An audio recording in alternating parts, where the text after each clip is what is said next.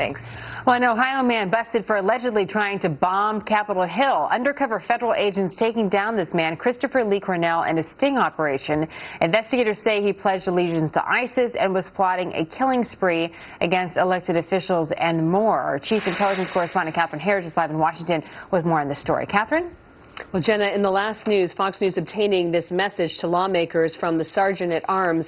That's the chief law enforcement officer for Capitol Hill, and it states that their workplace is a target. Quote, the Capitol complex remains a potential target for would-be terrorists, be they organized attacks or so-called lone wolf assaults, the sergeant at arms wrote.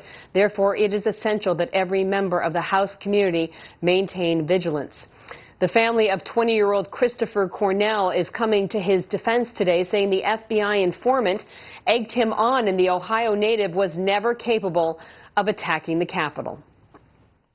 I think that was the FBI that he had been going to the mosque with. I think that was the FBI that he had been corresponding with all this time. It was the FBI, and I don't know. I think they could have arrested him then. You know, or if he was making plots or whatever, I think they should have arrested him then.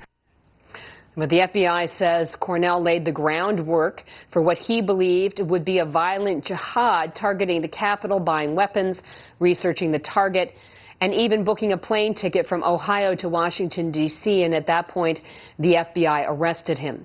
Separately, an intelligence source tells Fox News, and this source was recently operating in Afghanistan, that a former Taliban commander and Guantanamo detainee, Abdul Rauf Qadim, is now the point man for ISIS recruitment in Afghanistan. The intelligence source reports that in some areas of Helmand Province, Afghanistan, where Qadim is based, the Taliban's black flag is now being replaced by the white flags of ISIS. A leading counterterrorism analyst says Qadim broke with the Taliban after failing to get a leadership position. He basically lost out in sort of the jockeying or positioning inside the Taliban for more power. He was basically forced out of his leadership position. And over time, what happens is he gravitated and decided to basically pick up the Islamic State or ISIS's banner in Afghanistan. This is significant because this is a guy who has senior capabilities. He has operational planning abilities. This is a guy who's a very experienced veteran in the jihad.